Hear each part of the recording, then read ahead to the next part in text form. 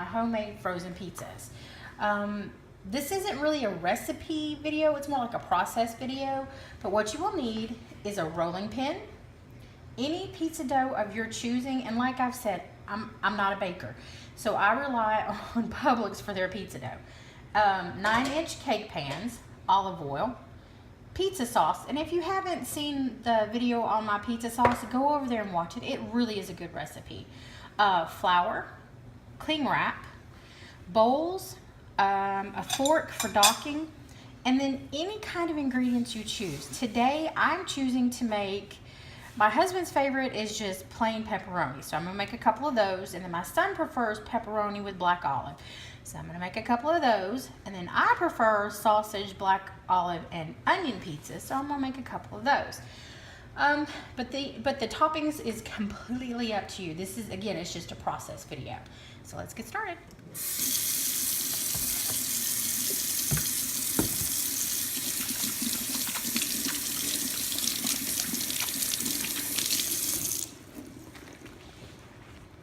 Pizza dough has to rise for an hour, so I'm going to leave that to the side. But what I am going to do is get my toppings together. So I'm going to brown off my sausage, and I'm going to cut up my onion. And what I'm going to do is put everything in a bowl. And when I get this part done, I'll bring you back. Okay, here's my toppings in the bowls.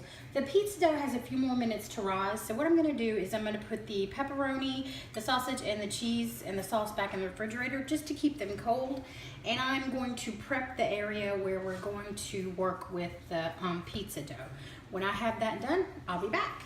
Okay, the first thing I'm going to do is put a little bit of oil into my cake pans. And these are non-stick, but I still kind of want to oil them just a little bit. So get that done real quick, just a tiny bit, not much. Just don't want the pizza crust to stick. And what we're doing right now is we are prepping the pans, and we are going to roll out the dough, and we are going to par bake these pizza doughs, which means bake them, I wouldn't even say halfway through. We're going to bake them for 10 minutes at 400 degrees. And go ahead and get your oven preheating right now too. So my pizza pans are done. I'm going to set those to the side. And I'm going to go ahead and put some flour down on my surface.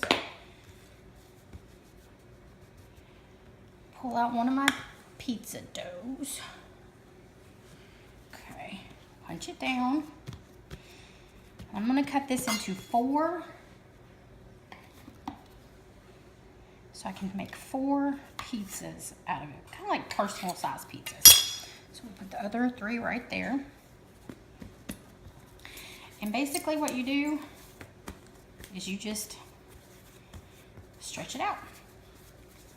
Try and make it round. Rolling pin, really good for this. Flip it over.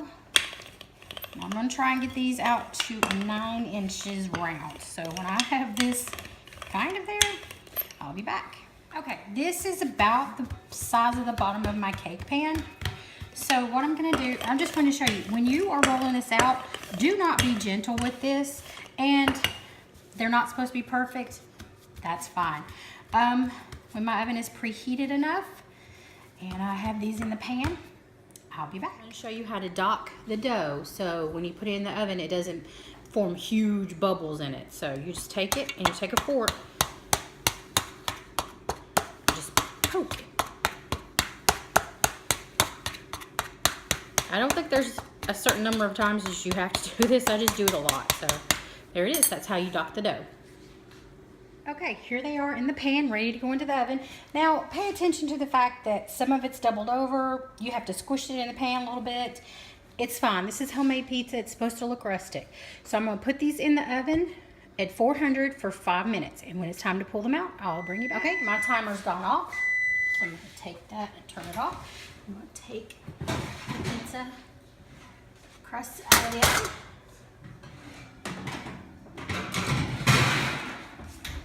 You can see I did not dock that one very well, but that's okay. It will cool off and flatten out a little bit. So what I'm going to do is literally just turn these out onto my counter, and when I have that done, I'll bring you back so you can see them. Okay, here they are turned out onto the counter, and we're gonna let these cool completely. And when I have all of my pizza crusts made, I'll bring you back and I'll show you how to assemble them. Okay, as you can see, I have all my pizza crusts made and I have my toppings out. So what I'm gonna do is I'm gonna show you two, and then I'm going to put them in the freezer and get them freezing. So the amount of pizza sauce, up to you.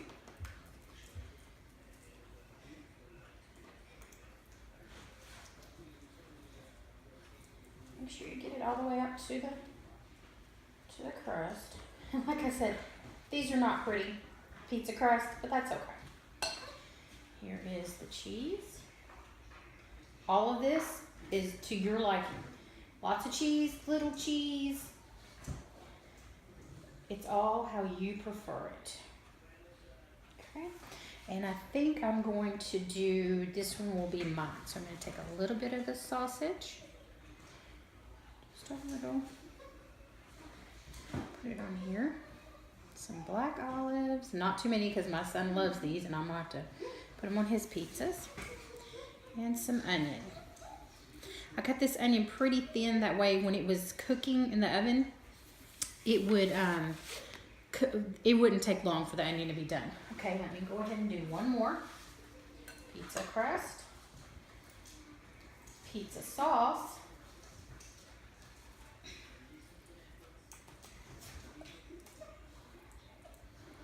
the good thing about pizza is it's pretty forgiving. I mean, you put a little too much sauce on there, break it off. I don't think I've ever heard of too much cheese on a pizza, so I'm not even going to say if you put too much cheese. And let's see.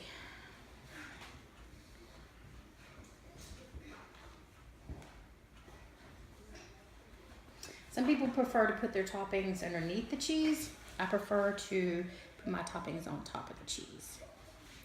Okay. And I am actually going to press the toppings down a little bit just to get them to settle into the sauce. Okay, there's two pizzas ready to go into the freezer. When they are fully frozen, I will bring them out and I will show you how to wrap them. Okay, I'm going to show you how to wrap up your pizzas to freeze them. What I did was I took 2 pieces of saran wrap and I crisscrossed them. And I'm just going to make sure all the edges of the pizza are covered. And I did put these in the freezer for about an hour to get them semi-frozen so I could wrap them up better.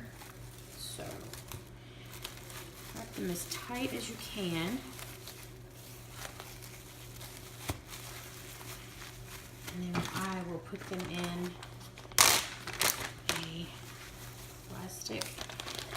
a gallon-sized plastic freezer bag. You can probably put 2 or 3 in here at a time. And then I would put them in the freezer, and they should last in your freezer wrapped in this method for probably 1 or 2 months. Now I have a food saver system. The food saver system vacuums the air out, and that's how I'm going to do in the majority of mine. If you have one of those systems, it'll last in your freezer for as long as the seal holds, kind of. So when we get ready to put one of these in the oven and cook it up, I'll bring you back.